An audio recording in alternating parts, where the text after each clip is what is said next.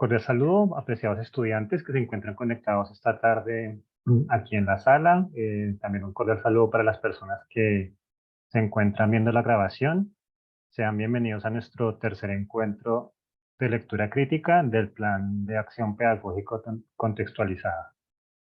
Bien, entonces vamos a iniciar nuestro encuentro. Vamos a terminar el tema que quedó pendiente en la sesión anterior para las personas que de pronto no estuvieron no estuvieron conectadas la semana pasada. Tuvimos que aplazar una sesión por un corte eléctrico que hubo en el municipio de Acacias y hoy nos encontramos realizando precisamente la reposición de ese encuentro que no se pudo realizar.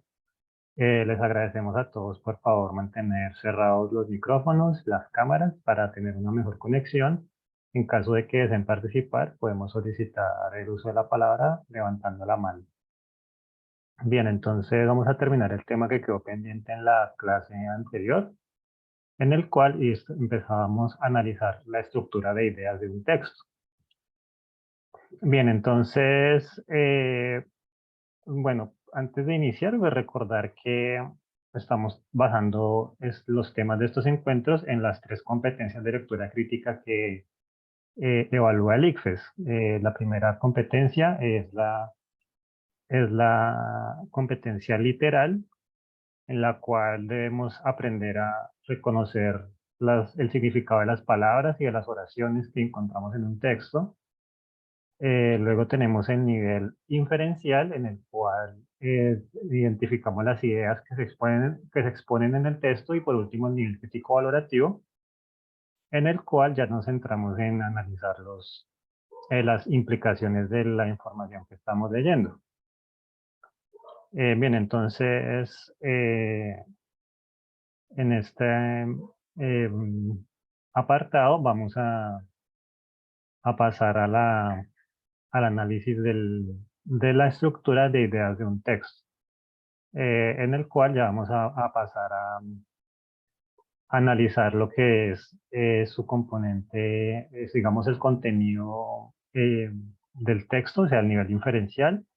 Y también de paso vamos a analizar el nivel crítico valorativo, ya que vamos a empezar a identificar el contenido de ideas y la manera en que se relacionan estas en un texto. Entonces, pues, recordando un poco clases pasadas, veíamos que un texto tiene una estructura formal, la cual nos permite identificar, digamos, sus características y con esto determinar de qué tipo de texto se trata. Estábamos analizando ejemplos de la estructura de un cuento, la estructura de un poema, de la estructura de una carta. Entonces ese es un primer nivel digamos, de interpretación de textos, en el cual a través de identificar la estructura formal, pues ya podemos identificar de qué texto se trata y también podemos, digamos, tener una idea de más o menos de qué va a tratar el texto a partir de lo que nos diga su contenido. Bueno, entonces aquí en el chat nos han compartido un enlace para que nos inscribamos al encuentro. Nos hacen una pregunta. Nos dicen que no aparece el programa de ingeniería agroforestal. Entonces, pues no sé si sea porque este encuentro es solamente para SEDU, pues no estoy seguro. Pues ahí sí, pero no creo. Cordial saludo, pena profe, lo Tranquila. interrumpo. En la inscripción lo que sucede es que para Valeria tú estás seleccionando SBTI y el programa de Ingeniería Agroforestal es de CADMA, entonces por eso es que no te está apareciendo el programa. Entonces en esa inscripción nos solicita la escuela, seleccionamos la escuela y ahí sí nos deja el programa. Entonces es para que revises, al igual que todos los que están en la sesión, revisar que elijamos muy bien la escuela para que ahí sí nos aparezca el programa en el cual pertenecemos. Muchísimas gracias, Ingrid, por la aclaración. Entonces, identificar muy bien la escuela a la cual pertenecemos para que nos aparezca el programa. Bueno, entonces continuando con el tema, pues vamos ahora a pasar a analizar el contenido de la estructura de ideas de un texto. Entonces, pues ya habíamos dicho que un texto tiene una estructura formal, en la cual podemos identificar pues, las partes que contiene, pero ahora vamos a mirar la estructura de ideas, que hace referencia a la manera en la que se están exponiendo el contenido de un texto. Entonces, bueno, vamos a hacerlo por partes. Entonces, vamos a primero analizar estas tres primeras estructuras que vemos acá. La primera es la estructura inductiva, que hace referencia, es cuando en un texto se parte digamos, de lo particular a lo general. Entonces, digamos, en este caso, lo que se hace es que se exponen, digamos, las ideas secundarias, por decirlo de alguna manera, y a lo último se encuentra la conclusión. Entonces, por eso también se conoce como una estructura sintetizante, ya que este proceso de pensamiento, que consiste en tomar diferentes elementos individuales para llegar a un elemento general, es lo que se conoce como síntesis, ¿cierto? Que el concepto ya nos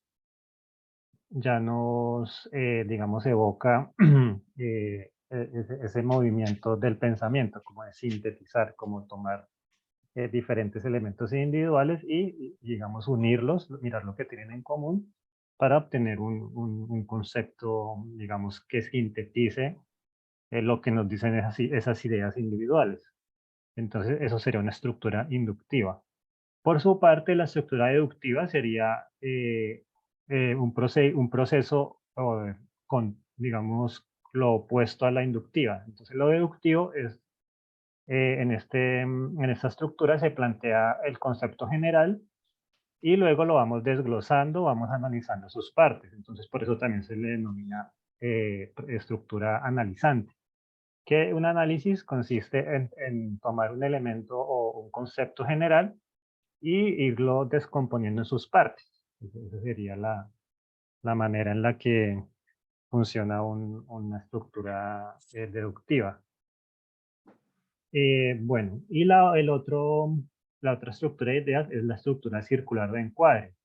Es una variante de la estructura deductiva, o sea, donde se plantea un concepto general y se van desglosando sus partes, pero en este tipo de estructura lo que se hace es que se plantea el concepto general, se analizan sus partes y para volver nuevamente al concepto general. Entonces, por eso se le llama el concepto estructura circular o estructura de encuadre.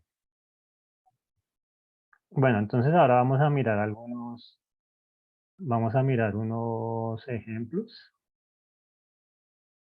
Hay alguien que tiene el micrófono abierto, pero no me lo deja silenciar. Bueno, entonces vamos a mirar unos ejemplos para mirar esto con más detalle. Entonces aquí tenemos un ejemplo de estructura inductiva. Entonces vamos a mirar qué es lo que dice. Dice, los avances científicos permiten combatir numerosas enfermedades. Por otra parte, hacen más cómoda nuestra existencia. Podemos concluir, pues, que el desarrollo de la ciencia es sumamente beneficioso para la humanidad. Entonces acá en negrilla encontramos digamos, la idea general, la idea principal o la tesis que se está defendiendo. Pero como es una estructura inductiva, primero vamos mostrando elementos individuales. Entonces tenemos una primera premisa, que es los avances científicos permiten combatir enfermedades. Luego tenemos otra premisa, que esos avances hacen más cómoda nuestra existencia. Y por último, pues encontramos la conclusión que une estos dos conceptos que estábamos viendo anteriormente, hace una síntesis de esos dos conceptos. Entonces ahí podemos identificar que se trata de una estructura inductiva. Bien, ahora vamos a ver un ejemplo de una estructura deductiva, que pues es, digamos, un proceso opuesto al anterior. Entonces aquí encontramos primero le encontramos digamos, el concepto general o la tesis, y posteriormente encontramos las premisas. Entonces, los avances científicos son sumamente beneficiosos para la humanidad. que pues ese es el concepto general. Y ahora pues lo empezamos a descomponer en sus partes. En primer lugar, nos permite combatir numerosas enfermedades y en segundo lugar, porque hace más cómoda nuestra existencia. Entonces acá, como vemos, se están exponiendo las ideas de una forma opuesta a la estructura deductiva. Entonces aquí, como es una estructura deductiva o analizante, lo que se hace es, a partir de un concepto general, vamos mostrando los elementos que lo componen o, en este caso, las premisas que contiene esa gran conclusión. Bien, ahora vamos a ver un ejemplo de una estructura circular o encuadre. Entonces, mucho cuidado con lo que está aquí en negrilla, que es el concepto general. Entonces, aparece primero la idea principal o la tesis, que sería las armas y los instrumentos de guerra no generan poder, sino violencia y sometimiento. Luego, las premisas. Si creemos en la democracia, el poder reside en todos los ciudadanos y ciudadanos dispuestos a la acción y a la concertación. Tenemos entonces que cuestionar aquella vieja consideración de la guerra como la continuación de la política por otros medios. De otra manera, seguiremos reforzando aquella tesis equivocada de que el poder nace del fusil cuando es solo violencia y sumisión lo que produce el uso de las armas. Entonces, como vemos acá, se está nuevamente repitiendo la tesis que se está planteando acá. Entonces, la encontramos al principio, luego encontramos las premisas, y por último se plantea nuevamente la tesis o la idea general o principal que nos está planteando aquí el texto. Y como vemos, es una estructura muy similar a la anterior, a la deductiva. Digamos que la diferencia principal es que volvemos a agregar o a plantear la tesis al final del texto. Entonces, como vemos, se vuelve al punto de inicio. Por eso se le llama circular. Bien, entonces ahora vamos a ver unos ejemplos más, un ejercicio donde vamos a mirar que también se comprende este tema. Bueno, entonces aquí tenemos un ejemplo de un texto y ustedes me deben indicar qué estructura de ideas tiene este texto. Entonces también lo pueden indicar en el chat, si es inductiva, deductiva o circular. Entonces mm, dice, abrió una puerta que le llevó a una puerta más pequeña. La abrió y le llevó a una puerta más pequeña y así fue abriendo puertas hasta llegar a una puerta diminuta, como una gatera por la que se metió para encontrarse con una puerta pequeña que le llevó a una puerta más grande y así siguió recorriendo un corredor infinito de puertas hasta que finalmente llegó a una pared. Al otro lado se oía una sucesión de portazos. Entonces, ¿qué tipo de estructura de ideas tiene este texto que vemos aquí? Bueno, ya tenemos algunas respuestas. Silvia Yani nos dice que es circular. ¿Quién más nos quiere compartir su respuesta?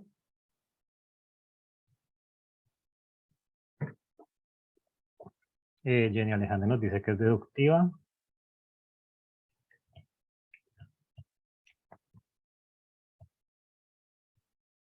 ¿Alguien más?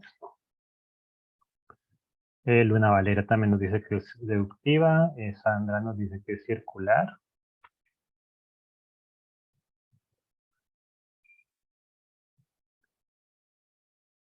¿Alguien más? María Lisset nos dice que es deductiva. Bueno, una última. Bueno, acá tenemos digamos que no hay una opción o una respuesta unánime, sino estamos más o menos entre deductiva o circular. Entonces, pues, tenemos la intuición correcta, o sea, sí está entre esas dos. Recordemos que la estructura deductiva y la circular son muy similares, pero en este caso se trata de una estructura circular, ya que, digamos, lo que se está planteando es como si fuera un círculo. Entonces, es un fragmento de un cuento Entonces es una persona que va abriendo puertas y va abriendo puertas y puertas y puertas y puertas hasta que encuentra una pared, y cuando llega a esa pared escucha del otro lado de la pared cómo se están, digamos, cerrando puertas. O sea, es como si hubiera vuelto al principio. Entonces por eso se está exponiendo aquí una estructura circular. Y pues recuerden que la estructura circular y deductiva son muy similares. La diferencia es que en la circular terminamos otra vez en el principio, como si fuera un círculo. Entonces, aquí en este fragmento lo que se nos plantea es ese tipo de estructura, una estructura circular. Bien, vamos ahora al siguiente ejercicio. Dice lo siguiente: los árboles son fundamentales para muchas formas de vida del planeta. Estas plantas realizan distintas funciones que son necesarias para la supervivencia de seres humanos, animales y plantas, y para el equilibrio del medio ambiente. Por ejemplo, los árboles producen oxígeno, limpian ríos, sirven como refugio para otras plantas y animales, previenen la erosión del suelo y pueden servir como fuente de alimentos. Entonces, aquí, ¿qué tipo de estructura estamos viendo? ¿Qué tipo de estructura de ideas estamos viendo aquí en este ejemplo?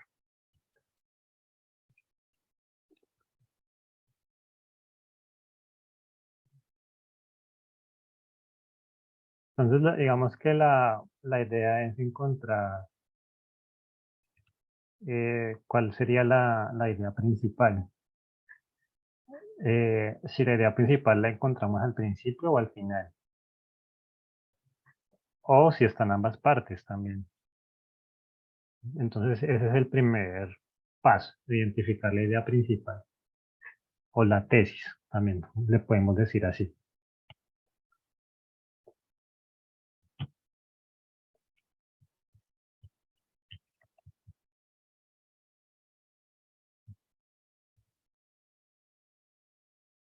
¿Cuál creen ustedes que es la idea principal? En cuál frase se está, digamos, de alguna manera, resumiendo el contenido de este párrafo? Bueno, María Lisset ya nos dio una respuesta, nos dice inductiva. Ajá. Alejandra también nos dice que es inductiva. Muy bien.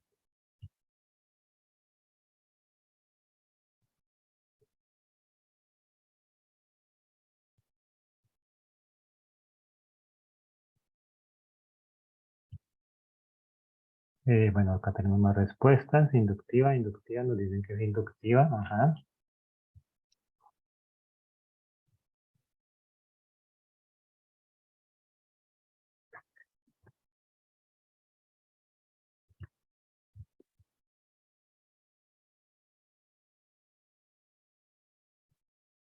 Inductiva, inductiva. Ujú.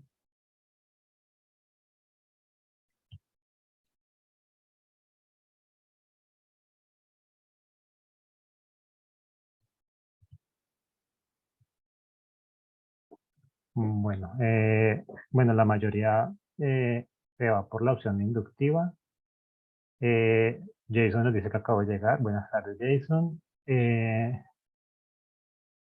Bueno, entonces vamos a analizar la respuesta correcta. Bueno, entonces acá nos encontramos con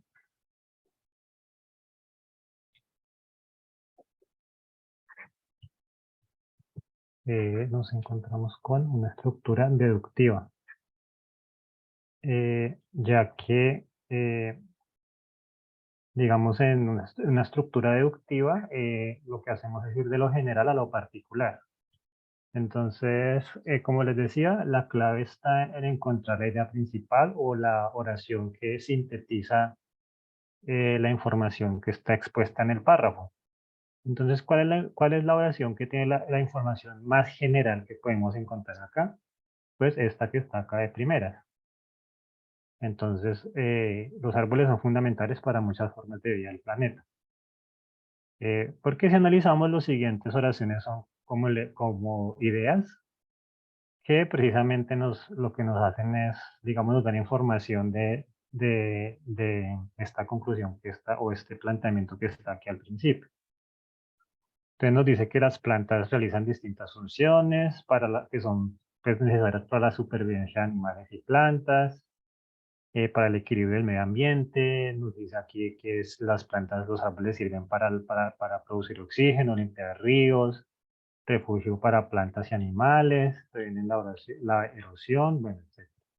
Entonces, digamos que estas ideas que vemos acá son argumentos o premisas que apoyan esta idea principal que está aquí al principio. Entonces, aquí estamos yéndonos de lo general, que sería esta idea general de que los árboles son fundamentales para muchas formas de vida, esa sería la tesis. Y pues acá vemos la explicación de por qué los árboles son fundamentales para muchas formas de vida, que es lo que se nos está planteando después. Entonces vemos que es una estructura deductiva o analizante, en la cual tomamos un elemento general y lo descomponemos en sus partes. Pues como podemos ver aquí en el ejemplo, estas premisas son, digamos, partes de esta gran conclusión. Entonces, muy bien. Para las personas que escogieron la opción de deductiva. Entonces recuerden que inductiva pues sería como, como lo opuesto. Si encontráramos la conclusión al final, por ejemplo, en este mismo ejemplo, si encontráramos la tesis, si la encontráramos al final, podríamos decir que es inductiva, porque estamos yendo de particular a general. Bien, vamos a mirar el siguiente ejercicio. Entonces dice lo siguiente: la libertad de expresión es un derecho que supone que las personas pueden expresarse libremente. Esto es, que todas las personas pueden dar a conocer sus ideas. Sin embargo, expresar ideas que vulneren los derechos de otras personas o que inciten a la violencia puede ser sancionado legal o socialmente. Entonces se puede sostener que la libertad de expresión tiene determinados límites que deben ser respetados por todos los ciudadanos. Bien, entonces en este ejemplo, pues igual que en el ejercicio anterior, la clave está en identificar cuál es la idea principal o cuál es la tesis que se está planteando aquí en este párrafo. Bueno, entonces aquí ya tenemos algunas respuestas. Alejandra nos dice que es inductiva, Silvia también, María Luisa también nos dice que es inductiva. Muy bien. ¿Alguien más nos quiere compartir su respuesta?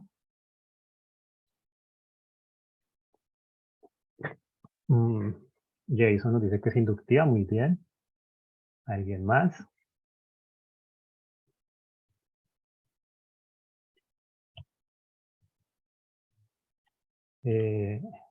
Luna nos dice que es deductiva, Sandra nos dice que es inductiva.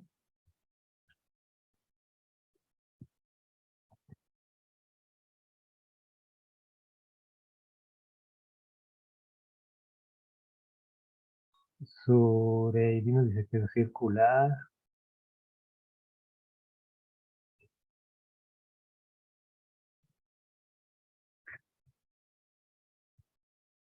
Y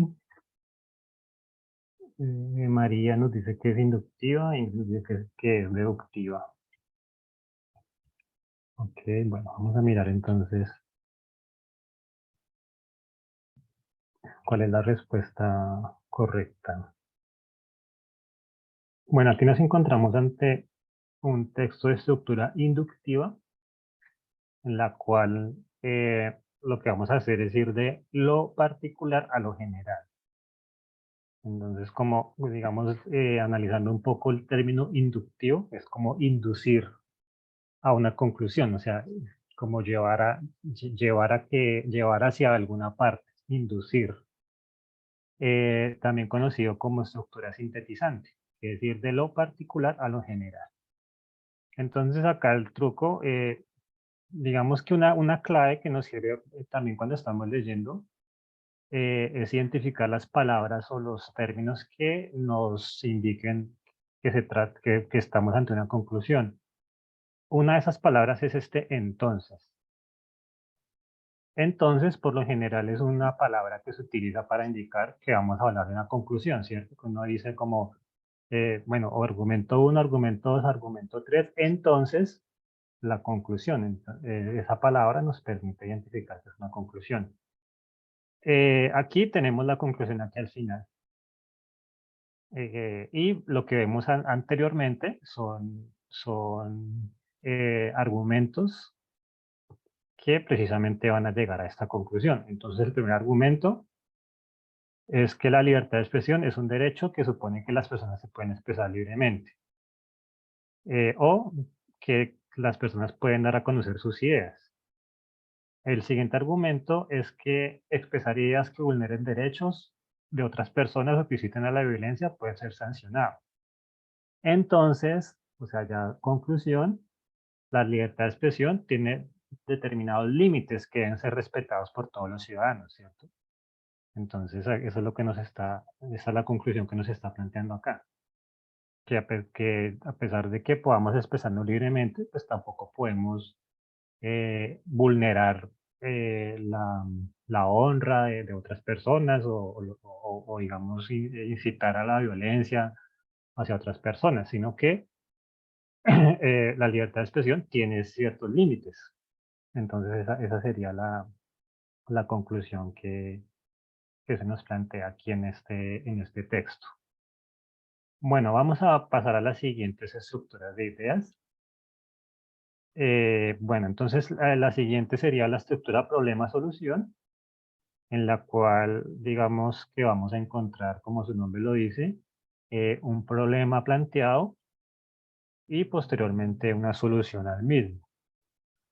La siguiente estructura es la de causa-consecuencia, en la cual esta es utilizada en los textos argumentativos, en la cual se dan, digamos, se explican las causas de algún fenómeno y para después mostrar las consecuencias que tienen, las consecuencias que se siguen de esas causas precisamente. Y la siguiente estructura sería la estructura de ejemplificación, en la cual lo que se hace es presentar casos concretos donde se cumple lo afirmado con carácter general, o sea, se plantea una idea general y se dan algunos ejemplos de lo que se está planteando, esa idea general, como a manera de explicación. Bueno, entonces vamos a ver algunos ejemplos de estas estructuras. Bueno, acá tenemos un ejemplo de estructura problema-solución. Entonces, en negrilla está resaltado el problema. Dice, uno de los problemas a los que se enfrenta el actual gobierno es el alto índice de fracaso escolar. Los alumnos cursan varias veces el mismo grupo o abandonan sus estudios, entonces ese es el problema. Y pues ahora vamos a ver, bueno, nos explican algunas causas, como lo puede ser la necesidad económica de la familia, que obliga a que los jóvenes tengan que trabajar y que no les quede tiempo para el estudio. Las becas escolares son una posible solución al problema.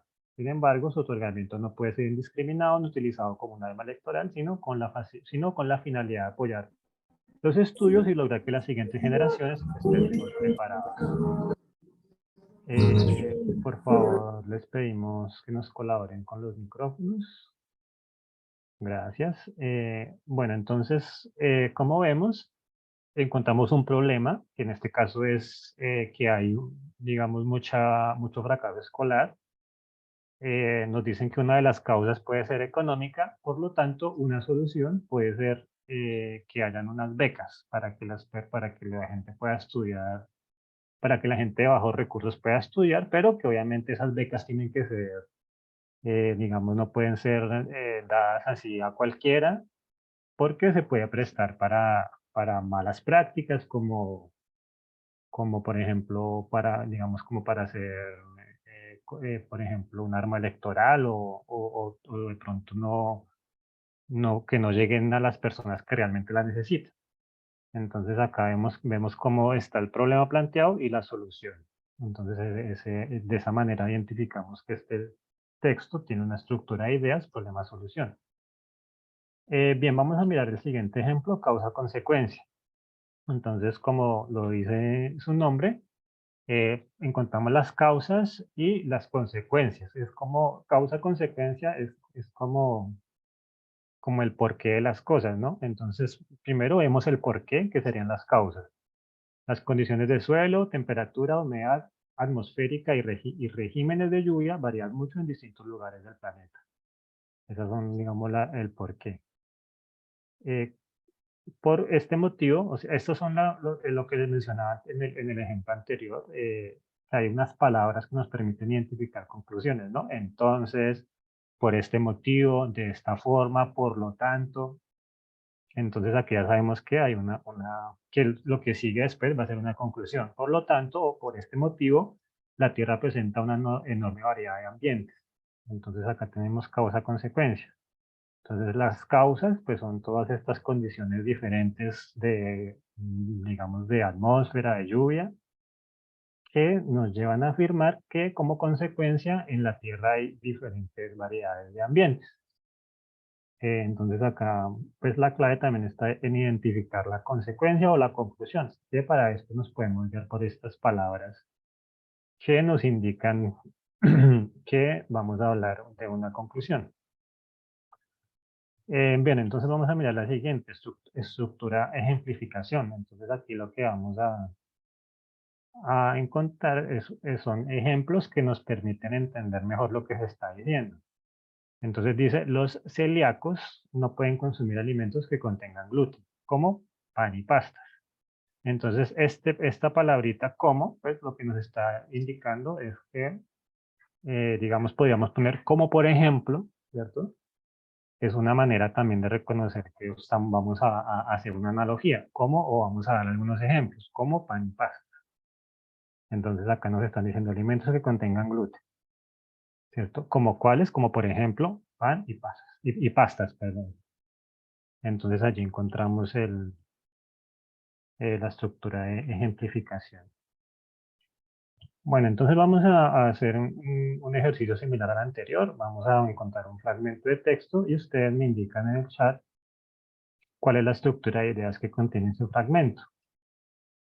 Entonces, acá tenemos el siguiente fragmento. Dice, el movimiento de la Tierra alrededor del Sol tiene como efecto la sucesión de estaciones. Entonces, aquí, ¿qué tipo de estructura encontramos? Entonces recordemos identificar estas palabras claves. Bien, Alejandra nos dice que es causa-consecuencia. ¿Alguien más?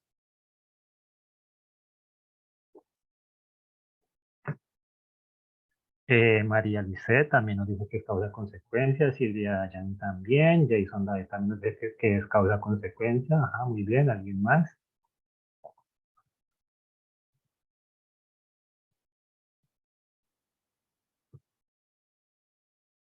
Eh, Sureidi también nos dice que es causa-consecuencia. Sandra Contreras también. Ajá, muy bien.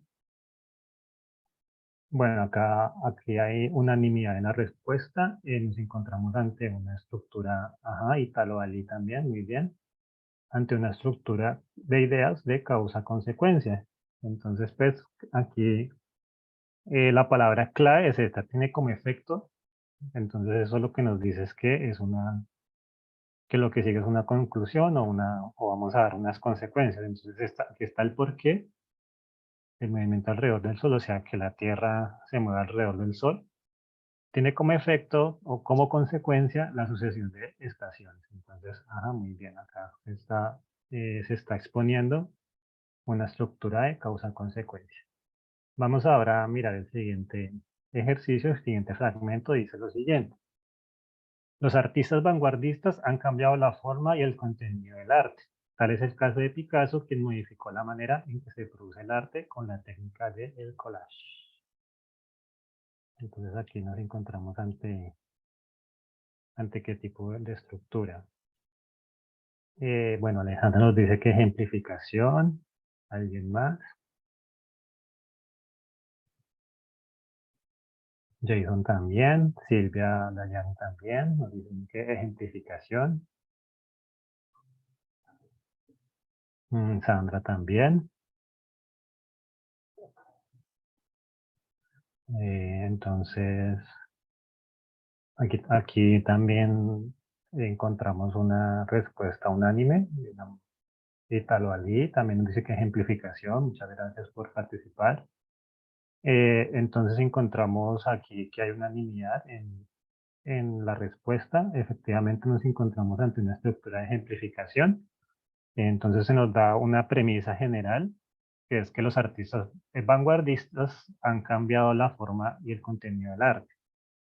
Y acá encontramos un término que nos indica que estamos ante un ejemplo. Tal es el caso de Picasso, ¿cierto? Este tal es el caso de, podríamos reemplazarlo por ejemplo, Picasso, y no perdería ningún sentido la oración, ¿cierto?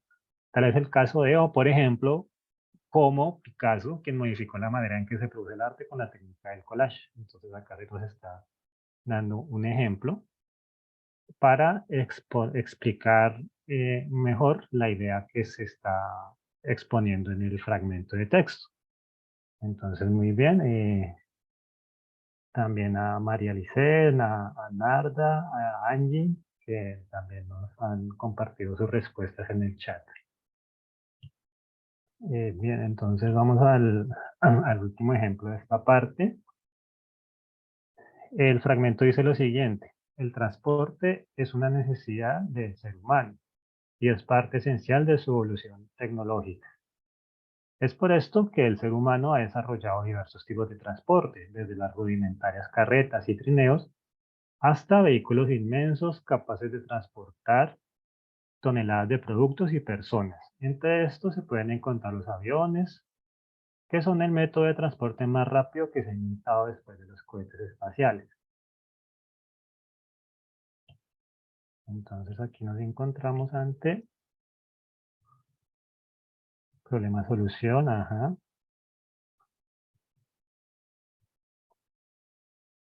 Nos dice Silvia Ayani, Juan Esteban, Sureidi, Sandra Contreras, Yuri Gutiérrez, María Lisset, también nos dicen que problema-solución. Ajá. Bueno, aquí tenemos también Lisset Camila, también nos dice que problema de solución. Tenemos pues, prácticamente unanimidad también con la respuesta.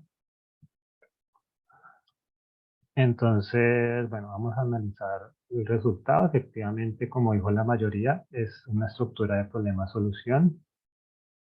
La clave es encontrar, bueno, digamos que acá hay un problema planteado al principio, pues en este tipo de estructuras no necesariamente el problema tiene que estar al principio, puede también aparecer al final. La idea es que se muestra un problema y pues qué soluciones hay, ¿no? Entonces acá el problema es la necesidad, el transporte como una necesidad del ser humano. Y entonces pues como una necesidad del ser humano y también como parte de la evolución tecnológica. Entonces ante ese problema se han planteado distintas soluciones como las carretas, los trineos, hasta los grandes vehículos que transportan toneladas de productos y personas como los aviones, que es el método más rápido que se ha inventado después de los cohetes. Entonces aquí la clave es identificar el problema y que se están dando soluciones a ese problema. Entonces, muchas gracias a las personas que nos han compartido su respuesta en el chat. Bien, continuemos con el último grupo de estructuras. Bueno, entonces vamos a analizarlas, a exponerlas una por una. Bien, entonces la siguiente estructura es la estructura de comparación o contraste. Entonces, como su nombre lo dice, en este tipo de estructura lo que vamos a encontrar es que se están exponiendo similitudes o diferencias entre dos objetos, dos o más objetos, seres, ideas, conceptos, etc. Comparación es que miramos en qué se parecen dos o varias ideas o conceptos o personas. Y contraste es cuando miramos qué es lo que los diferencia. Entonces, si cuando estamos leyendo identificamos que se están comparando cosas, pues ya sabemos que es contraste. O si se están mostrando las diferencias, pues se trata de comparar, perdón, si es similitudes, comparación, y si son diferencias, contrastes. La siguiente estructura es enumerativa, es cuando se están dando una lista de propiedades, cualidades, partes, etcétera, que describen un objeto o un fenómeno. Por ejemplo, que estamos diciendo, digamos, los animales acuáticos pueden ser los pescados, los delfines, las ballenas, o sea, estamos dando una lista de elementos que componen ese concepto. Ahora vamos a ver unos ejemplos. Y una estructura cronológico secuencial es cuando los elementos que se están exponiendo aparecen ordenados de manera cronológica, como los podemos encontrar en los textos narrativos, o también cuando se nos indican pautas de acción, como por ejemplo en unas recetas o en unas instrucciones, que nos están dando un paso a paso, que en ese caso sería una secuencia.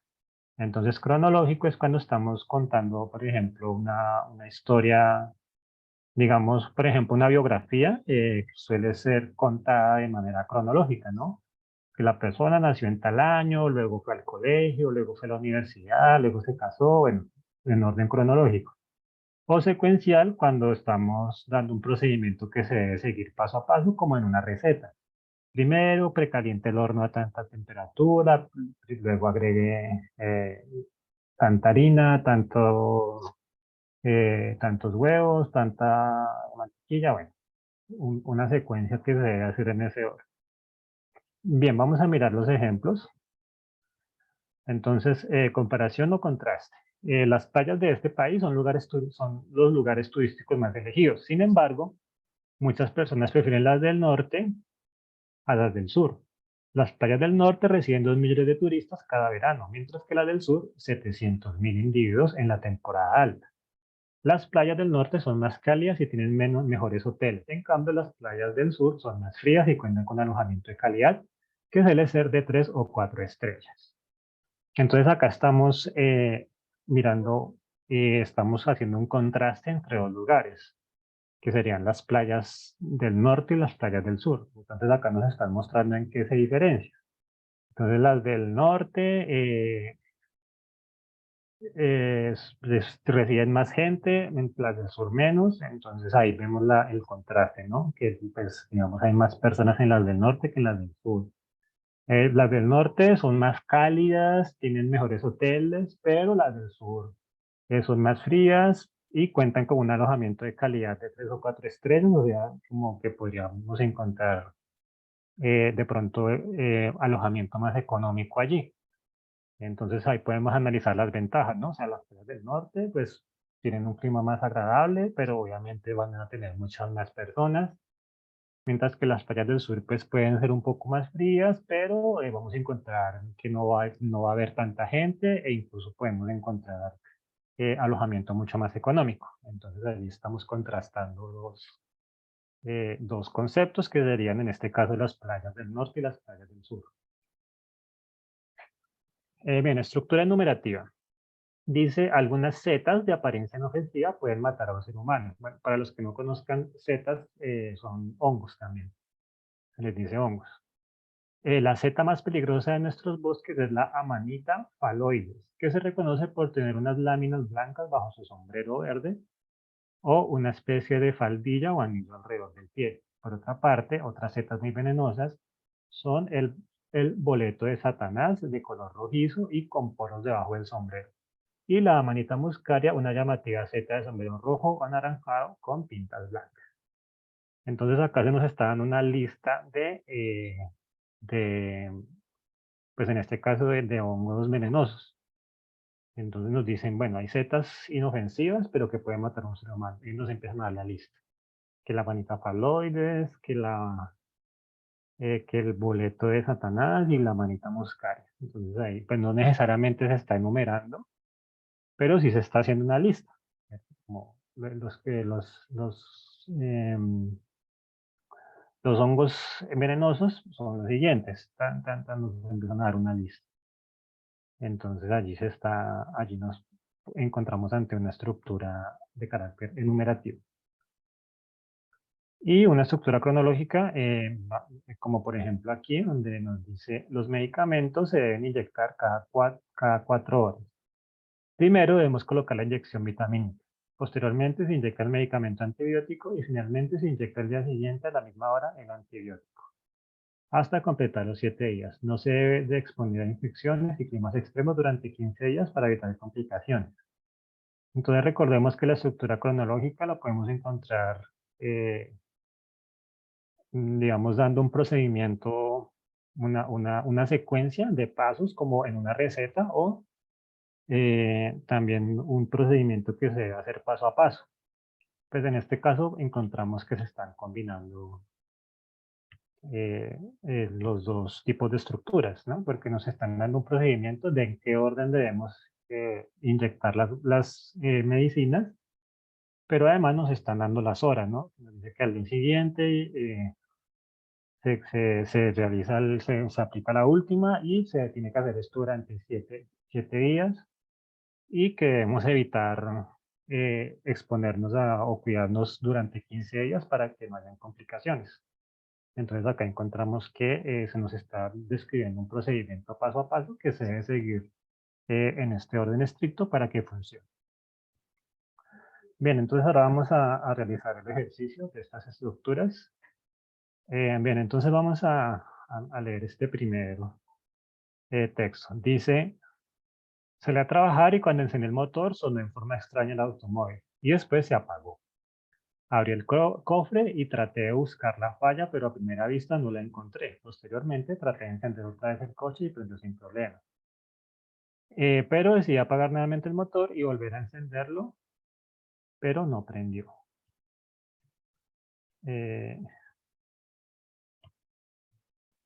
Se me perdió la pantalla. Pero no prendió. Volví a revisar el motor y revisé los cables, pero no había ningún falso contacto. Finalmente revisé la caja de fusibles y estaba uno mal colocado. Cuando la acomodé, el coche prendió bien, así que volví a prender el automóvil y me fui a trabajar. Entonces aquí, ¿qué tipo de estructura encontramos?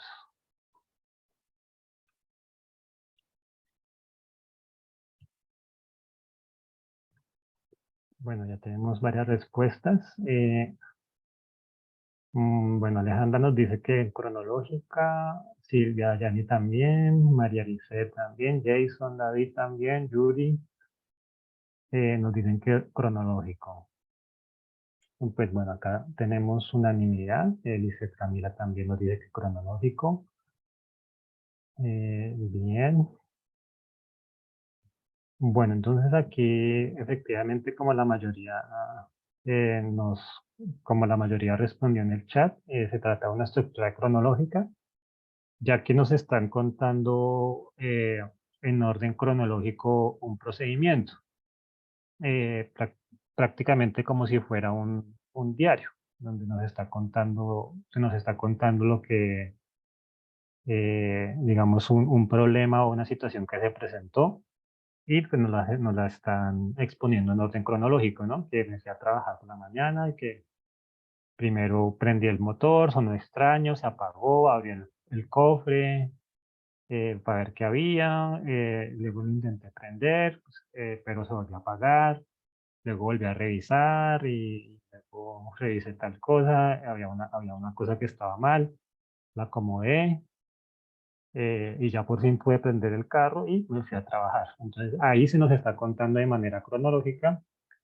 qué fue lo que le pasó a esta persona, de manera, pues siguiendo un orden temporal, como si fuera prácticamente un fragmento de un diario. Bueno, vamos al siguiente ejercicio. Dice, algunos animales venenosos pueden matar a un ser humano. La avispa marina se encuentra en el primer lugar de la lista. Esta medusa es capaz de matar a un ser humano solo al tocarlo. La rana dorada le sigue en la lista. Bueno, aquí Alejandra nos dice que es enumerativa. ¿Alguien más?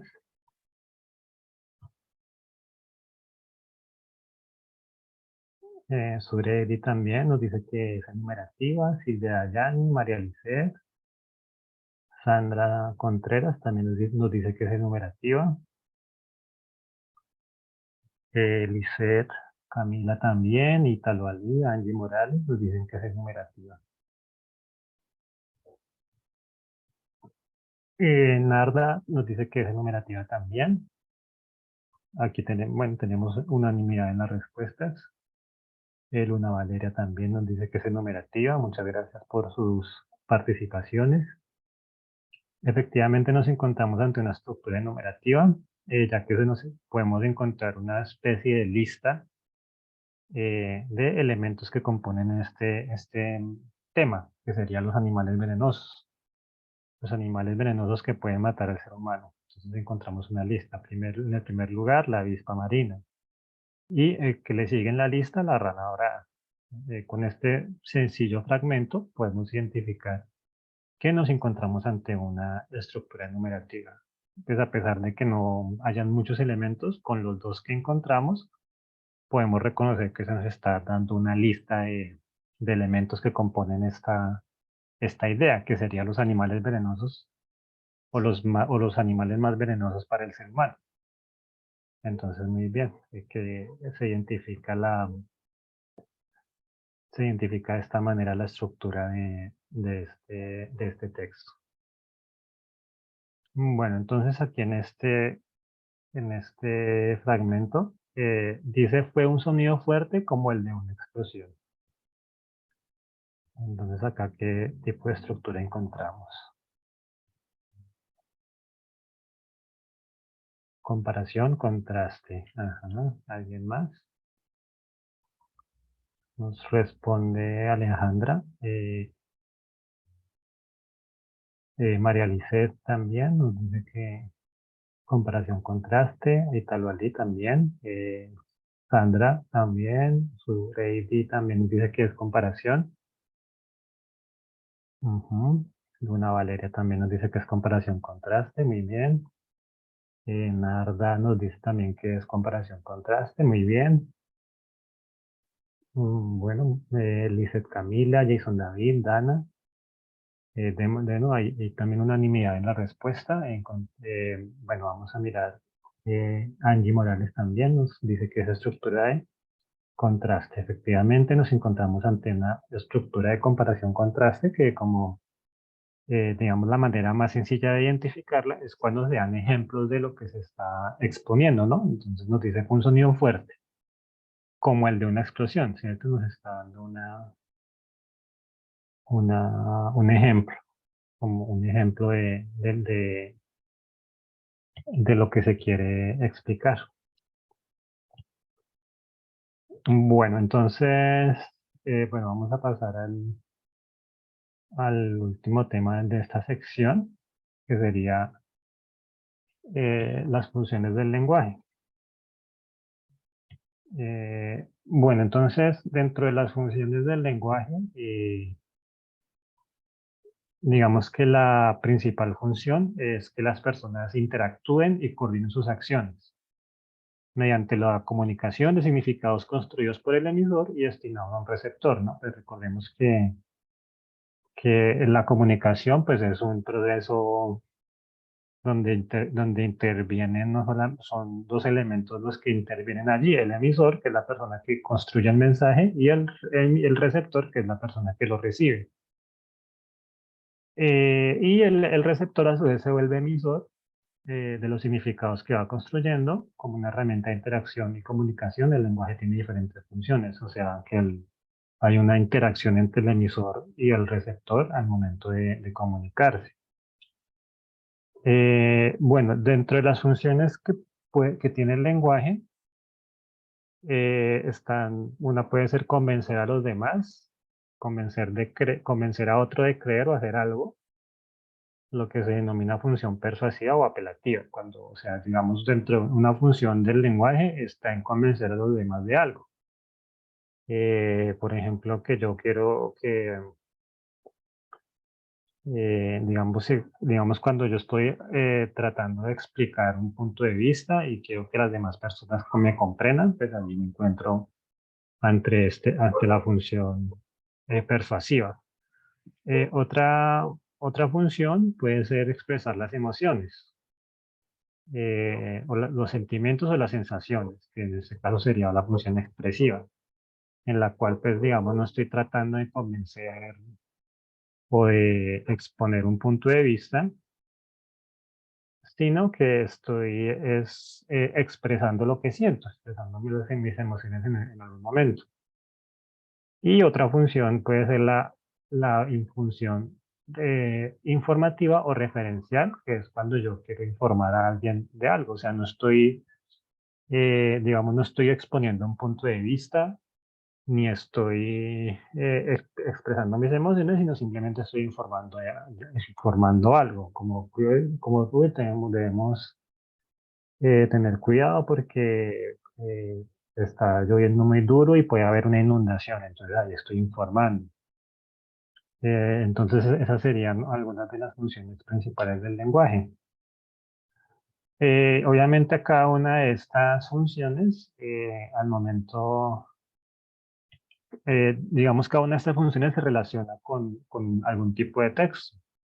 Entonces dependiendo la función que estemos aplicando en algún momento, hay un tipo de texto apropiado para esa función.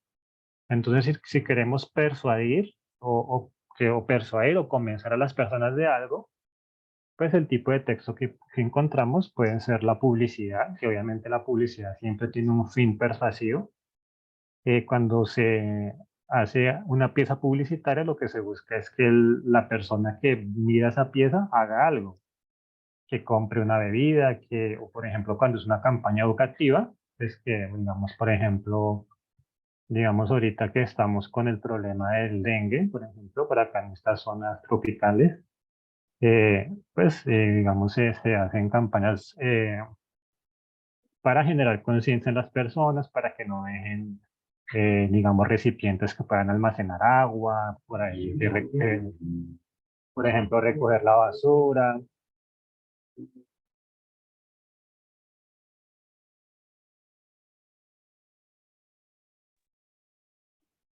eh, Sí, o digamos como que se busca que las personas tomen conciencia frente a algún problema determinado. Bueno, un discurso político, obviamente, o información o publicidad política, que obviamente se busca que, digamos, de alguna manera, segundo, por favor.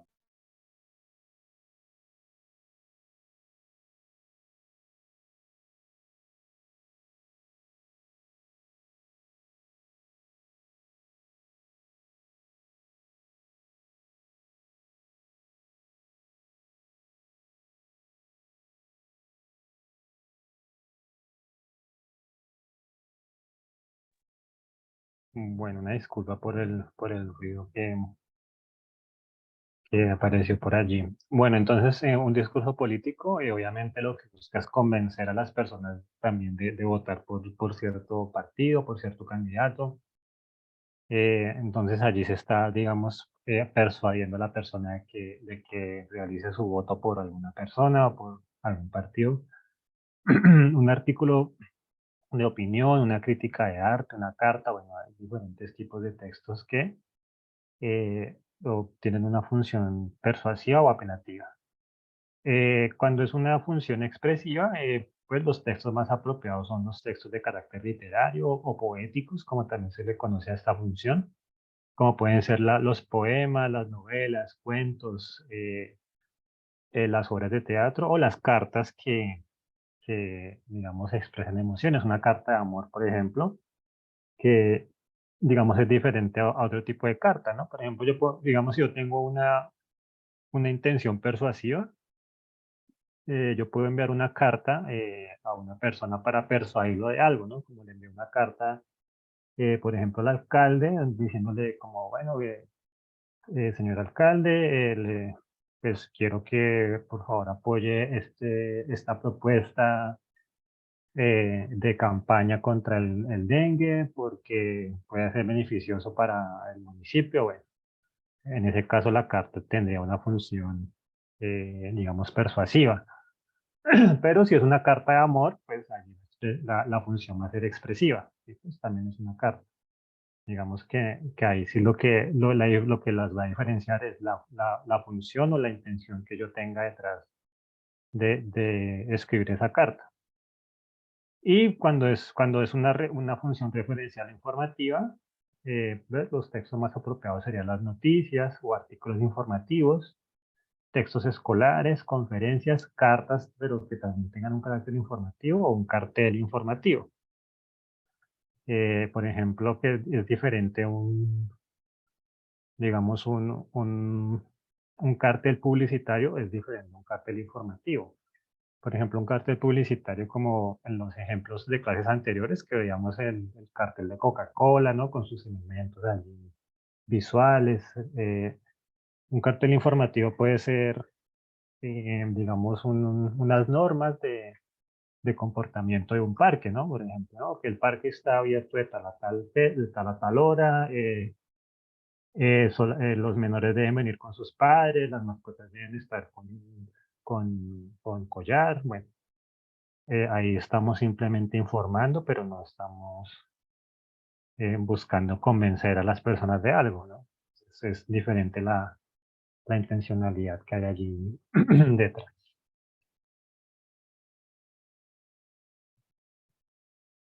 Bueno, entonces, bueno, un pequeño ejercicio con estas funciones. Bueno, entonces estos tres, eh, bueno, ¿cuáles son las funciones que hay detrás de estas tres intenciones? Entonces recordemos que las funciones son estas tres: persuasiva, expresiva y referencial. Entonces, si yo tengo un discurso político, digamos, convencer a los ciudadanos que voten, eso sería un discurso político. Eso sería ¿qué tipo de función estaría ahí detrás? Convencer a los políticos que voten, persuasión, dice Alejandra, ajá, muy bien.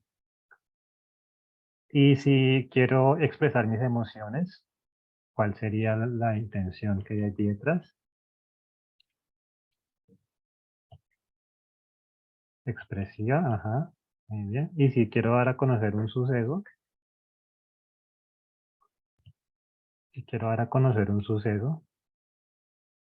como por ejemplo una noticia, un artículo, ujú, muy bien, informativa, ajá. Bueno, vamos a ver acá las respuestas. Entonces, si quiero convencer a los ciudadanos, persuasión, ¿no? Cuando yo quiero convencer a las personas de algo, es la función persuasiva. Si quiero expresar mis emociones, pues obviamente va a ser expresiva, pero si solamente quiero dar a conocer un suceso, pues allí nos encontramos ante la función referencial. Bien, entonces, bueno, así terminamos este tema. Vamos a pasar al tema pues allá, al último tema de estos encuentros. Entonces, bueno, acá nos vamos a centrar ya en la última competencia, en la competencia propiamente crítica. Bueno, esta definición que encontramos acá está tomado de los textos de el ICFES. Entonces recuerden que, pues para los que no participaron en los encuentros anteriores, nos estamos guiando por las tres competencias que evalúa el ICFES respecto al componente de lectura crítica. Entonces el primer componente es la competencia, el nivel literal, el cual hace referencia a comprender el significado de las oraciones, de las palabras. Pues que esto lo vimos en clases anteriores cuando, por ejemplo, hablábamos de los sinónimos y los antónimos para entender el significado de frases, de palabras que no entendíamos. analizando lo de los componentes de una palabra, que todo esto se relaciona con las partes del lenguaje, que ahorita vamos a hacer un recorderis de los componentes del lenguaje. Entonces está el nivel inferencial, que hace referencia a reconocer qué es lo que el autor quiso comunicar, cuál es la idea principal de un texto, que esto pues también lo hemos hecho ahorita con los ejemplos que estuvimos viendo. Eh, Analizamos la estructura de ideas, identificamos la idea principal, identificamos los argumentos, identificamos qué intencionalidad hay detrás de lo que quiere decir un autor, si quiere convencernos, si quiere expresar emociones, o sea, las diferentes funciones del lenguaje. Y aquí ya estamos ante la última competencia, que es el nivel crítico valorativo, que hace referencia a enfrentarse al texto críticamente, es decir, evaluar la validez de los argumentos. O sea, no solamente decir cuáles son los argumentos, sino decir qué tan válidos son, identificar supuestos, derivar implicaciones, reconocer estrategias argumentativas y retóricas y relacionar los contenidos con variables contextuales, etc. Entonces recordemos que el contexto es muy importante también para entender una situación comunicativa.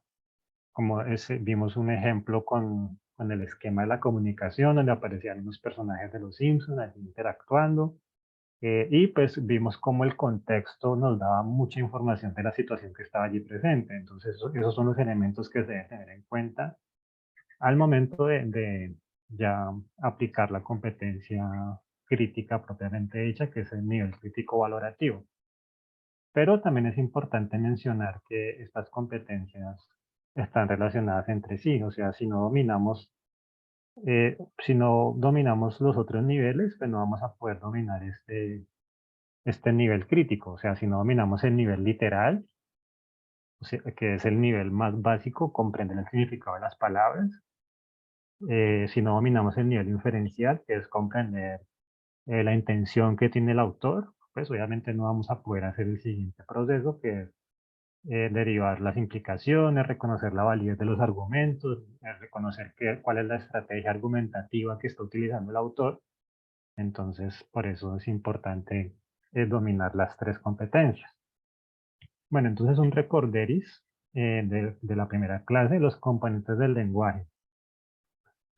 Entonces el estudio del lenguaje como un fenómeno humano se estudia a partir de estos cuatro componentes. El primer componente es la fonología, que hace referencia a los sonidos del habla. Entonces, obviamente, al momento de la lectura, pues digamos que no, pues no se va a aplicar tanto, pero cuando estamos interactuando con las otras personas, vamos a reconocer que los sonidos sí tienen, sí podemos obtener significados de los distintos sonidos. Por ejemplo, uno puede identificar la intención de una persona dependiendo cómo habla.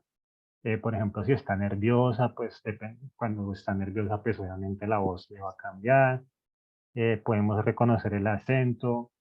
Incluso, por ejemplo, las personas que trabajan en investigación judicial, por ejemplo, están analizando una grabación y pueden reconocer, dependiendo las palabras, el acento de una persona, pueden saber, bueno, esta persona es como de tal región, esta persona es como de un barrio popular, por ejemplo, o es de clase alta, por dependiendo de la forma como se expresa, es una persona que por su manera de expresarse es estudiado, es una persona que tiene un nivel educativo alto, o por el contrario es una persona que no tiene mucho nivel educativo, es una persona de un contexto urbano, una persona de un contexto rural.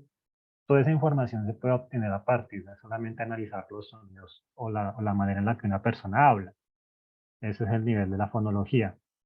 Y obviamente, cuando, digamos, como acabé de mencionar, podemos obtener bastante información solamente del componente fonológico del lenguaje. El siguiente nivel es la semántica, que hace referencia al significado de las palabras, que como vimos es el primer nivel de la lectura crítica, el nivel literal, ¿no? Conocer el significado de las palabras. Que se relaciona con el siguiente, que son las reglas de uso de un idioma, es que es la gramática, la sintaxis y la morfología.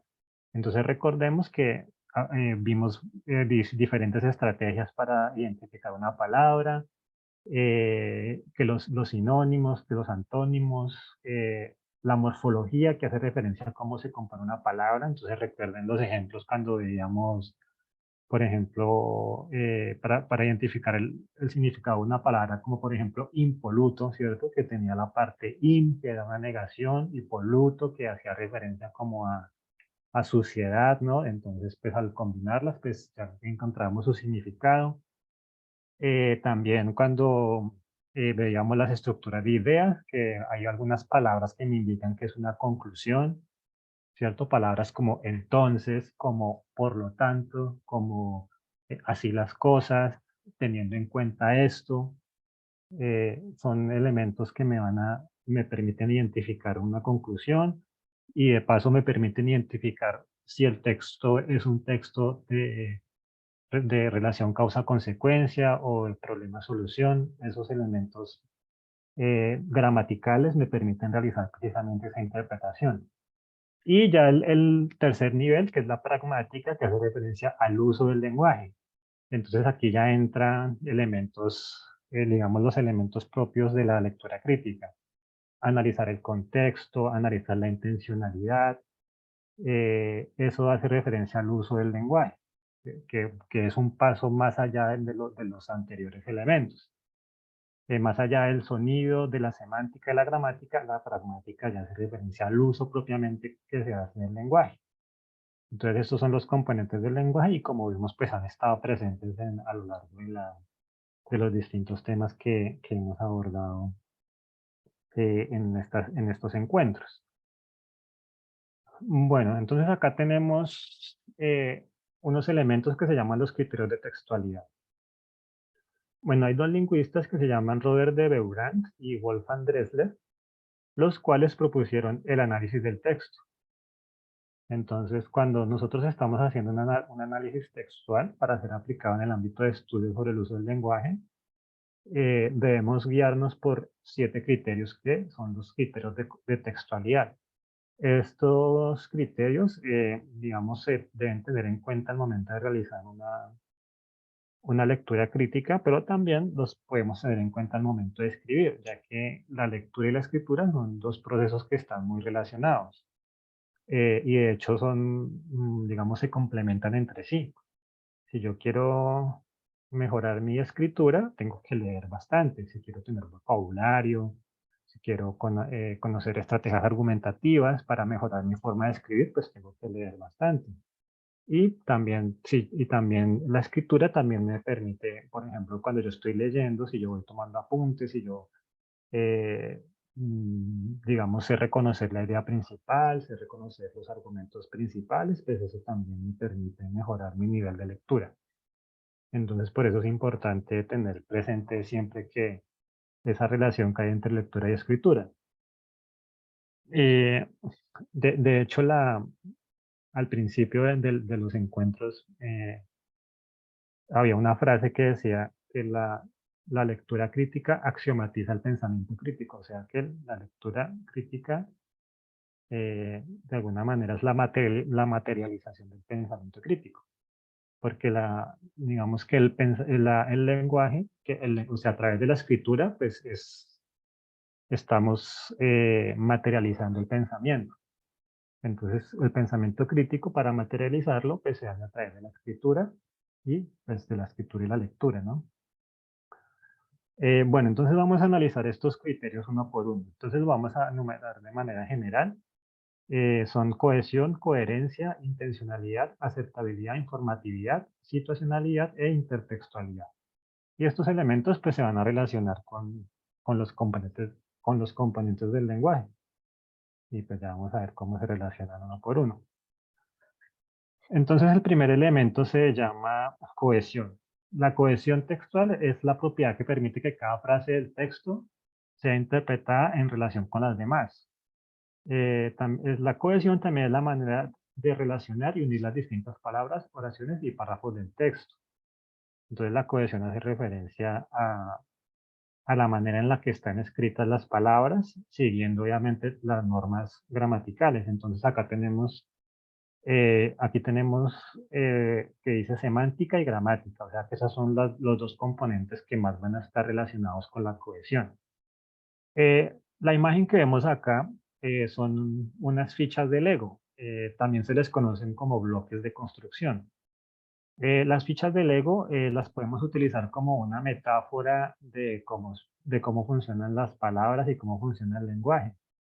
Entonces las fichas de Lego nos permiten, se pueden unir de diferentes maneras para construir elementos complejos, pero obviamente hay que seguir ciertas reglas. O sea, las fichas de Lego no se pueden unir de cualquier manera, sino hay una manera de unirlas. Las fichas tienen un derecho, tienen una parte, digamos, hay algunas que no se pueden unir bien a otras porque pues, no tienen como una buena forma de unirse. Entonces tienen como una lógica interna para su funcionamiento. Igual es el lenguaje. El lenguaje también tiene unas reglas, tiene unas normas que nos permiten hacerla o construir oraciones que tengan sentido.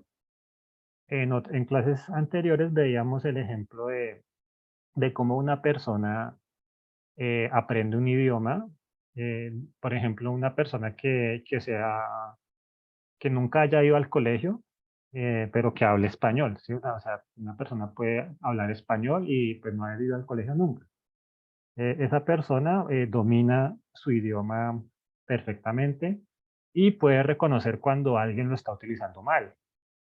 A pesar de que nunca haya ido a una escuela y nunca le hayan dicho, mire, esto es un verbo, esto es un sustantivo, esto es un adverbio, esto es una palabra que está en plural, una palabra que está en femenino, en masculino.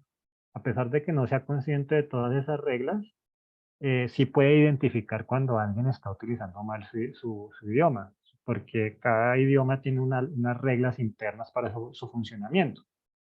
Que pues de esto pues hay bastantes teorías, como por ejemplo está por ejemplo Noam Chomsky que nos plantea como algo llamado la gramática universal, que hace referencia a que todas las personas tienen como instalado una especie de software gramatical y que pues dependiendo en dónde nazca y dónde se críe uno, pues va adaptando su software al idioma con el que está siendo criado y esto es lo que permite que precisamente una persona pueda identificar cuando se está usando mal el lenguaje, a pesar de que no haya ido nunca a una escuela y no tenga pues conciencia de exactamente qué es lo que está fallando o está sucediendo allí al momento de organizar una frase. Entonces este es el primer nivel. La cohesión es utilizar correctamente las normas gramaticales de un idioma, es decir, que esté bien escrito. Ahora vamos a mirar la coherencia. La coherencia ya es el siguiente nivel, que lo que nos dice es que un texto bien estructurado es una unidad semánticamente comunitaria, o sea, que tiene un significado común, donde las diversas ideas secundarias aportan información relevante que nos permitan encontrar el significado global del texto. Entonces aquí ya nos vamos con las ideas, o sea, el siguiente nivel. Eh, la entidad es un texto bien estructurado, es una entidad semánticamente comunitaria, es decir, es un texto en el cual las distintas ideas que están expuestas están relacionadas entre sí, como una comunidad. Entonces, por ejemplo, en un texto encontramos la idea principal, como en los ejemplos que vimos, y encontramos las premisas que apoyan esa idea principal. O en un texto más complejo, pues encontramos, digamos, el tema del texto, el tema principal del texto, y los capítulos o los apartados que componen a ese texto. Y todos esos apartados, como por ejemplo acá en un índice, por ejemplo, la idea es que todos esos apartados o todos esos subtemas tienen que estar relacionados entre sí de manera armónica de manera que uno pueda encontrar que cada elemento que está allí expuesto se relaciona con la idea general del texto. Entonces este ya es un nivel, pues digamos, un poco más complejo, o sea, más allá de que una oración esté bien escrita, es que una oración tenga sentido. Vamos a ver un ejemplo de esto con mayor claridad. Esta frase dice, las ideas verdes incoloras duermen furiosamente. Esta frase está bien escrita de manera gramatical, o sea, es una frase que tiene cohesión, porque como podemos ver, es una frase que respeta las normas gramaticales del español. O sea, es una frase que está bien escrita. Si el corrector de gramática de Windows, de Word, no le va a mostrar ningún error porque la frase respeta todas las normas gramaticales. Pero analicemos el contenido de esta oración. Si analizamos el sentido de la oración, pues ahí sí ya vamos a encontrar que tiene problemas. Primer problema que encontramos allí. Nos dice que que hay ideas verdes incoloras. ¿Qué es algo incoloro? Pues como podemos reconocer, pues aquí encontramos otra vez el prefijo in, que es una negación. Incoloro es lo que no tiene color. Pero la oración nos dice que es verde, dice que las ideas verdes incoloras. Entonces, esto es una contradicción. Algo no puede ser verde e incoloro, eso es contradictorio. Entonces, esta oración no tiene, eso es incoherente. O sea, tiene cohesión porque está bien escrita, pero no tiene coherencia, porque algo no puede ser verde e incoloro. Ahora, siguiente elemento, dice, duermen furiosamente. Eh, ¿Qué nos dice el sentido común? Uno duerme, ¿de qué manera? Uno duerme plácidamente, duerme profundamente, duerme largamente, pero furiosamente no parece ser una cualidad que la atribuamos al dormir.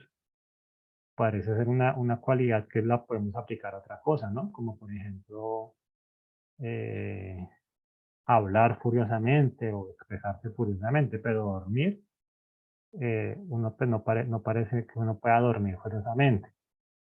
Y obviamente si analizamos de manera general, pues las ideas duermen.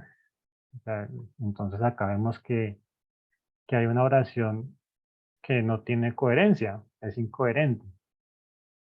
Esta oración tal vez en un poema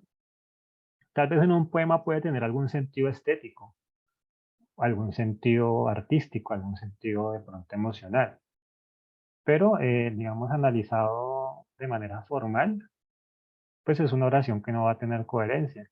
Entonces, esa es la importancia de que una oración, además de estar cohesionada, además de estar bien escrita, debe tener coherencia. Debe haber coherencia entre las partes y el todo. Entonces, esta oración, pues la utiliza el lingüista Noam Chomsky, el lingüista norteamericano, precisamente para hablarnos de ese problema, de cómo una oración puede estar gramáticamente correcta, es decir, tener cohesión, pero tener una forma lógica, una semántica incoherente, una semántica sin sentido.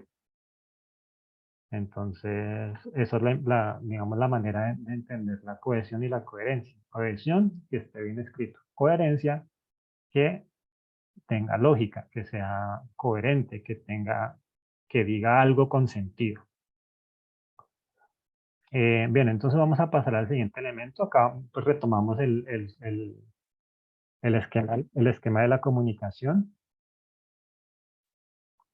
Bueno, la intencionalidad. La intencionalidad comunicativa es el propósito, la meta o la finalidad que se quiere conseguir.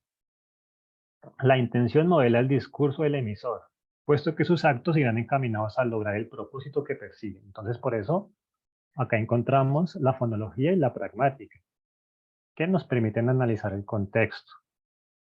Al hacer esto, pues tenemos que tener en cuenta la intencionalidad. Entonces, analizando esta imagen que vemos acá, pues podemos ver que, digamos, dependiendo de la intención que tenga el emisor, pues obviamente va a utilizar el mensaje de cierta manera, ¿no? Entonces, allí entra la fonología. Si yo quiero, pues digamos, lo que podemos analizar de la situación es que hay como una discusión. Entonces, hay una persona que está con su mirada triste, como achantado un poco, y la otra persona está furiosa. Entonces pareciera que el emisor pues quiere explicar o disculparse de algo que hizo. Entonces, para la mejor manera de hacerlo, pues es utilizar desde la fonología, utilizar un tono de voz, digamos que indique que hay arrepentimiento, que de pronto quiere mejorar las cosas, ¿cierto? Digamos, si utilizara un tono de voz fuerte, agresivo, ¿cierto? Como hola, así como si estuviera furioso.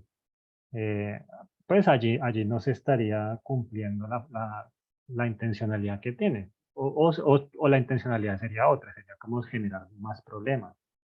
Pero en este caso, si esa persona quiere que lo disculpen o quiere explicarse, pues tiene que utilizar un tono de voz amable. Y pues allí entra la fonología. Y obviamente la pragmática también, porque dependiendo, como nos dice aquí, dependiendo de la intencionalidad, así va a ser la manera en que voy a modelar mi discurso, que lo vimos hace un momento. Si yo tengo una intención poética, pues obviamente voy a utilizar, a expresarme pues de manera, eh, digamos, más centrada en mis emociones, pero si quiero informar, pues voy a utilizar cierta estrategia comunicativa.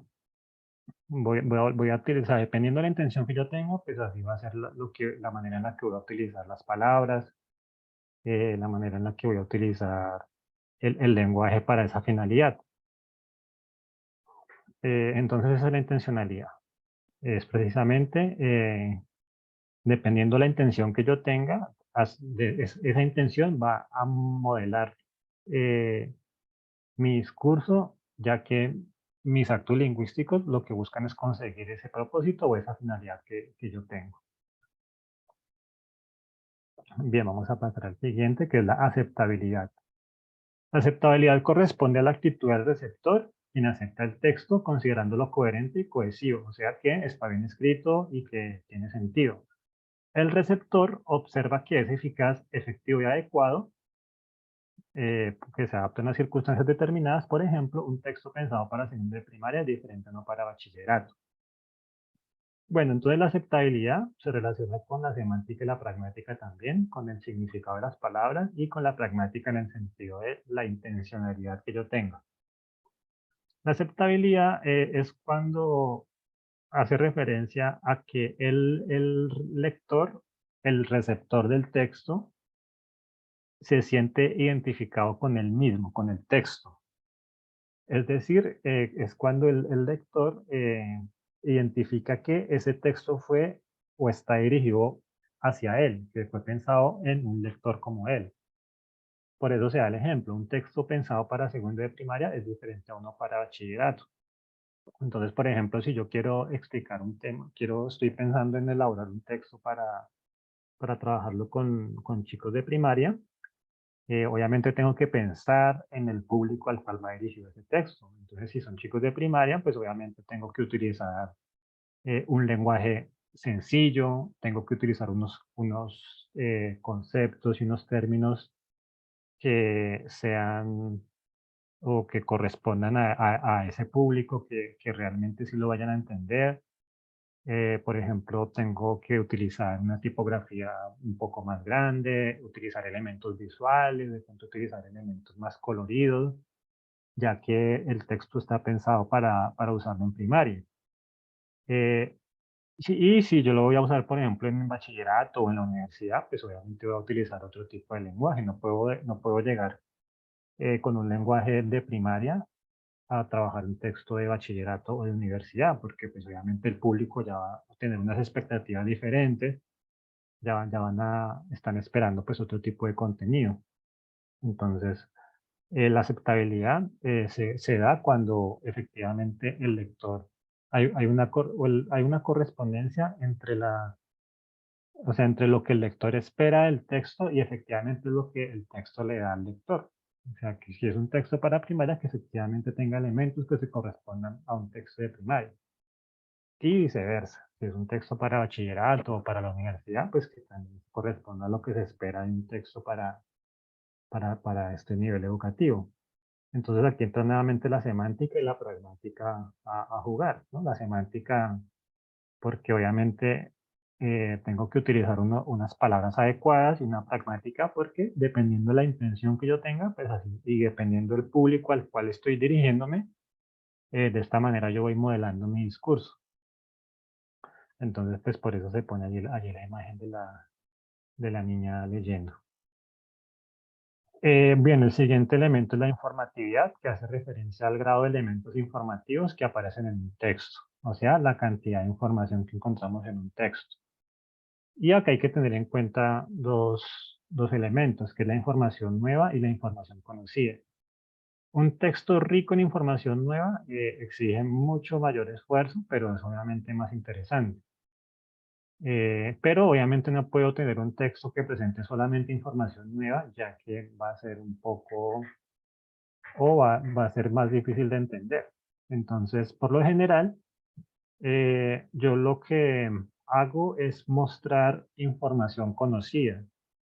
Eh, por ejemplo, cuando se está haciendo un ensayo académico, por lo general primero se muestran se exponen las ideas de otros autores, de autores que uno estuve investigando para desarrollar su trabajo, y luego uno da una explicación de esas citas o esas ideas de los autores. Entonces se da la información conocida, digamos información de otros autores, y luego se da la interpretación que uno quiera y la información nueva que uno quiera agregar. Entonces un texto debe buscar un balance entre información nueva e información conocida. O sea, no dar solamente información conocida sin dar nada nuevo, o solamente dar información nueva, información nunca antes conocida, sino tener un balance entre lo conocido y lo nuevo. Eh, pues a mí, digamos, por ejemplo, cuando Albert Einstein hizo la teoría de la relatividad, hizo todos sus planteamientos, él se basó en otros autores y otros estudios sobre temas similares. Es decir, él no sacó sus fórmulas científicas de la nada, sino que eso es producto de un desarrollo previo de muchas personas que estuvieron trabajando temas similares, que estuvieron planteando diferentes explicaciones, diferentes ideas, y a partir de esas ideas ya conocidas por la comunidad científica es que surgen los nuevos planteamientos. Entonces, por eso un texto tiene que tener ese balance. Y aquí, pues, nuevamente nos encontramos ante la semántica y la pragmática. Dependiendo eh, dependiendo, pues, digamos, pues, la intencionalidad que yo tenga, pues así va a ser la manera en la que voy a organizar la información. Bien, vamos al siguiente elemento, que sería la situacionalidad. La situacionalidad nos indica que la información de un texto debe tener en cuenta las variables de la realidad extralingüística. Eh, y esos factores que conforman la realidad extralingüística van desde el espacio, tiempo y canal hasta el tipo de receptor y emisor. Por ejemplo, lo que en Colombia hoy llama la atención no tiene por qué hacerlo en Sudáfrica. Entonces, bueno, este elemento lo podemos relacionar un poco con el contexto. La realidad extralingüística son factores que determinan la manera de pensar de las personas. Por ejemplo, pues el ejemplo que está acá, lo que nos parece a nosotros interesante en Colombia, pues no tiene por qué serlo en otras partes del mundo. Y lo que, por ejemplo, la gente pensaba en el siglo XVI, pues es muy diferente a lo que piensan en el siglo XXI. Digamos, lo que se acepta como correcto en este lado del mundo, eh, pues puede ser diferente en otros lugares. Eh, tomemos un ejemplo, mm, tomemos por ejemplo el caso de la comida. La comida, obviamente, digamos, para no irnos muy lejos, en México, pues ellos les gusta mucho comer cosas picantes, hasta el punto que los dulces que ellos comen son picantes. Y pues nosotros pues aquí en Colombia, pues por cultura no tenemos como ese gusto por cosas picantes. Sí, obviamente la empanada lleva su picante, pero pues no se compara con los picantes que hay en México. O pues o solamente usamos picante para ciertas cosas, no, no a todo se le echa picante, sino pues a algunas cosas se les aplica picante.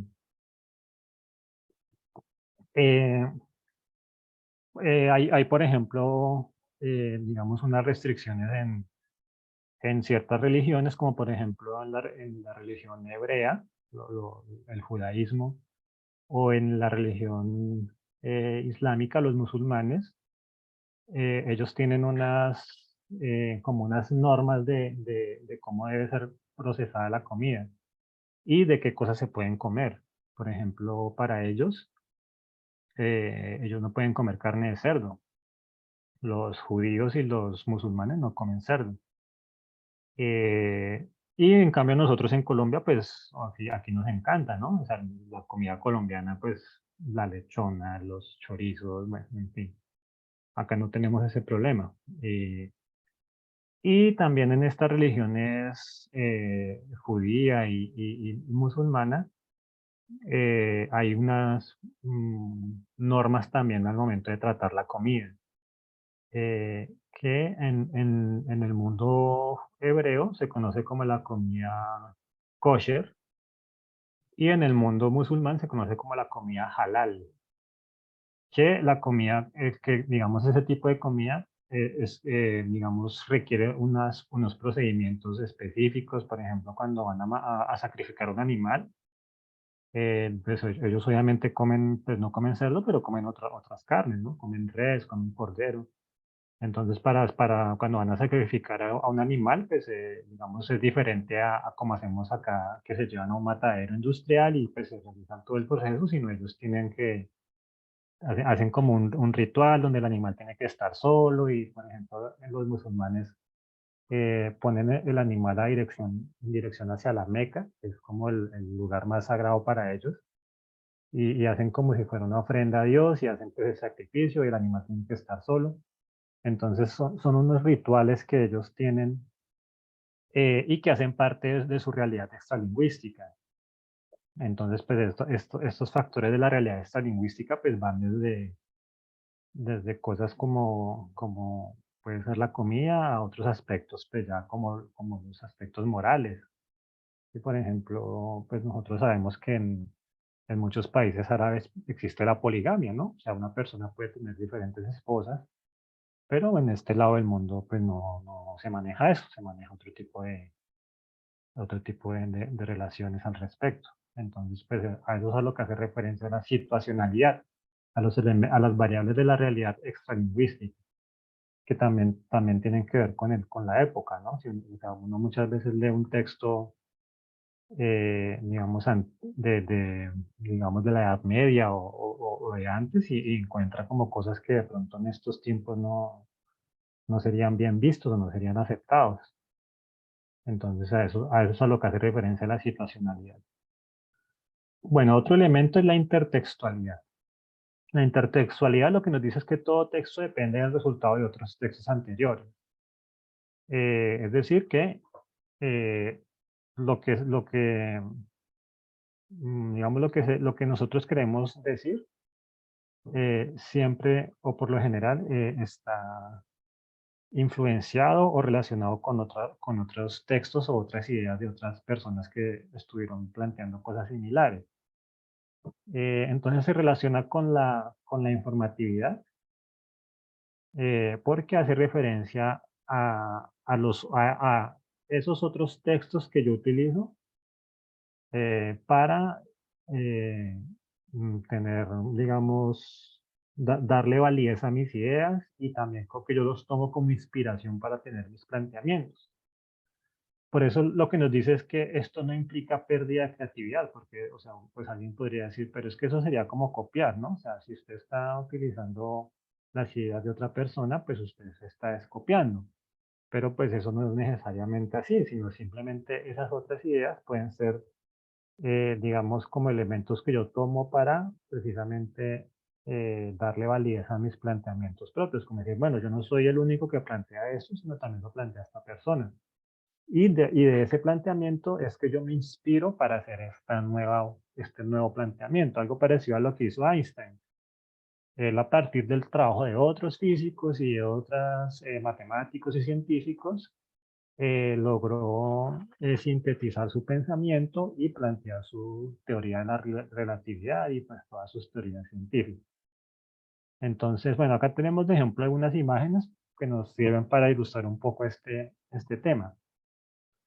Entonces, aquí al lado derecho tenemos cómo se tomó una imagen digamos, una imagen real, es una imagen del grupo Los Beatles, y cómo esa imagen fue utilizada en un capítulo de Los Simpsons, pues para hacer una especie de chiste allí. Entonces están como tomando la imagen de abajo como inspiración para hacer la imagen de arriba. Entonces, pues uno obviamente identifica que eso que está tomado de la imagen anterior, pero obviamente se está utilizando en otro contexto y se le está dando pues un nuevo significado a la misma imagen. Y al lado derecho tenemos pues, un ejemplo similar de cómo hay una misma imagen digamos, reinterpreta a partir de desde diferentes perspectivas. Cada una pues da su interpretación, plantea sus elementos y le va dando su significado, que es una misma imagen también es una imagen también de un disco de los Beatles. Bueno, entonces vamos ahora a realizar un pequeño ejercicio. Bueno, antes un pequeño resumen del tema. Entonces, el primer elemento es la cohesión, que hace referencia al buen uso de las reglas gramaticales, es decir, que un texto esté bien escrito. La coherencia hace referencia a las ideas que se exponen en un texto, es decir, que un texto tenga coherencia, que esté bien escrito, que diga cosas con sentido. La intencionalidad hace referencia a el propósito que yo tengo al momento de elaborar un texto. Y obviamente, dependiendo del propósito que yo tenga, así va a ser la naturaleza del texto que yo voy a desarrollar.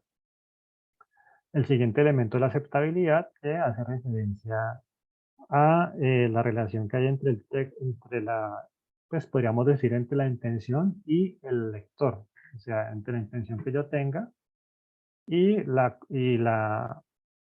digamos, aceptación que tenga el lector de ese texto. Es decir, que el lector efectivamente se sienta identificado y sienta que ese texto fue pensado para él. La informatividad hace referencia a la cantidad de información que tiene un texto, buscando un balance entre información conocida e información nueva. La situacionalidad hace referencia a los factores de la realidad extralingüística que determinan la manera en la que las personas se van a relacionar con un texto. Y la intertextualidad hace referencia a las ideas que yo tomo de un texto, o sea, de la relación que tienen los planteamientos que yo hago con los planteamientos de otros autores, digamos, las referencias que yo utilizo para plantear mis propios puntos de vista. Bueno, entonces ahora vamos a hacer un pequeño ejercicio ya para finalizar. Pues la dinámica es la siguiente. Hay una pregunta y hay 4 opciones de respuesta. Ustedes me indican en el chat cuál es la opción correcta. Entonces la primera pregunta dice, la cohesión hace referencia a, y pues tenemos aquí las opciones. ¿Cuál creen que ustedes de estas opciones hace referencia a la cohesión? Bueno, ya tenemos una primera respuesta de Sureiri, muchas gracias.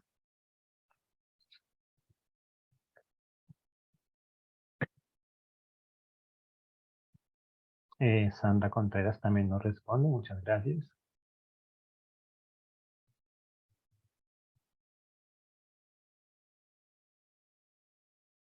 La cohesión.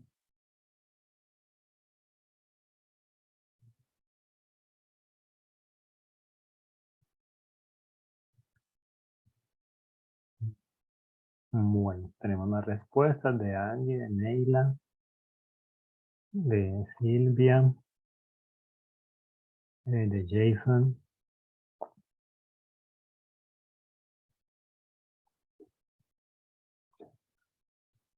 Bueno, entonces, pues parece que hay unanimidad con la respuesta B, pero aquí hay una confusión. Ah, no, perdón. Ah, no. Sí. Bueno, bueno, la mayoría escogió la opción B, pero resulta que la opción B no era. Porque la cohesión hace referencia a otra cosa. La relación entre ideas y palabras es otro elemento. La cohesión es el primer nivel, que es las reglas gramaticales, aplicar las reglas gramaticales, que esté bien escrito, básicamente es eso. Entonces recordemos el ejemplo de las ideas verdes incoloras. Esa frase tiene cohesión, o sea, se están aplicando las reglas gramaticales correctamente. Pero en este caso, digamos, en la relación entre ideas y palabras, allí estaríamos en otro elemento. Entonces, en este caso sería la otra opción. Jason nos dice que se tiene que retirar, tranquilo, no hay ningún problema. La grabación del encuentro les será compartida a sus correos. Les vamos a pedir solamente el favor de que nos regalen nos regalen mm, el formulario de evaluación. Ingrid, si estás por allí, nos lo puedes compartir en el chat para que Jason nos pueda colaborar diligenciándolo. Muchas gracias. Entonces, nuestra monitora Ingrid acabó de compartir un enlace en el chat. Entonces, por favor, Jason, si lo puedes diligenciar antes de retirarte, o pues lo puede, digamos, abrir en otra pestañita y lo diligencia y pues no hay ningún problema, se puede retirar en este momento. Bien, entonces aquí continuemos con el ejercicio. La siguiente pregunta es, ¿la informatividad es? ¿Cuál opción creen ustedes que es la que aplica la informatividad?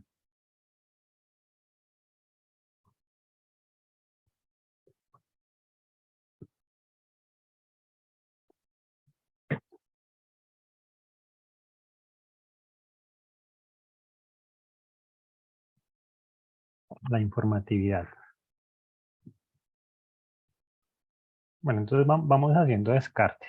Vamos haciendo descartes como en quién quiere ser millonario. Les voy a dar en 50-50. Entonces, el respeto a las reglas gramaticales, pues no es, porque el respeto a las reglas gramaticales es la cohesión, ¿no? La claridad en la redacción, pues la claridad en la redacción podríamos decir que también es un elemento propio de la cohesión. O sea, a respetar las normas gramaticales. Entonces nos quedaría entre estas dos, entre la C y la D. ¿Cuál de esas dos les suena más que es informatividad? Yo di una palabra clave y esa palabra está acá en una de estas opciones. Bueno, Neila nos dice que nos da su opción allí en el chat. ¿Alguien más? Alejandra nos dice que es la D. Bueno, una última respuesta. Sureri también nos dice que es la D. Bueno, vamos a verificar. Bueno, la palabra clave era la cantidad de información, que la imagen era como un montón de libros. Entonces, la cantidad de información que se encuentra en un texto, buscando un balance entre la información conocida y la información nueva que vamos a presentar. Bueno, entonces ¿cómo estamos de tiempo? Ya se nos acabó el tiempo. Vamos a la última, ya para finalizar, la última pregunta. La coherencia, ¿a qué se refiere la coherencia? Recuerden el ejemplo de las ideas verdes.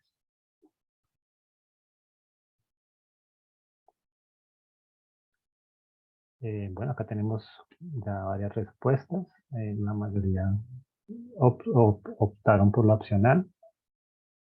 Bueno, Alejandra nos respondió que la A, Sureiri también, Italo Ali, María Lisset, Silvia Dayani nos dicen que la opción A. Efectivamente, La coherencia hace referencia al sentido de las oraciones. Ujú, muy bien. Porque obviamente una cosa es que una oración esté bien escrita y la otra cosa es que una oración tenga sentido, que diga algo con lógica. Entonces, muy bien, estamos aquí con las respuestas correctas. Bueno, entonces, ya pues para finalizar, pedirles a ustedes el favor de que diligencien el enlace de evaluación del encuentro, que ya ha sido compartido por nuestra monitora Ingrid en el chat.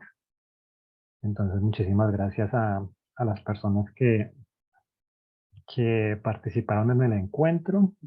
La grabación de estas sesiones les será compartida a sus correos electrónicos, pues, los de todos los encuentros, porque hay personas que no pudieron participar en los encuentros de la semana pasada. Entonces, muchísimas gracias a todos por su atención y hasta una próxima oportunidad.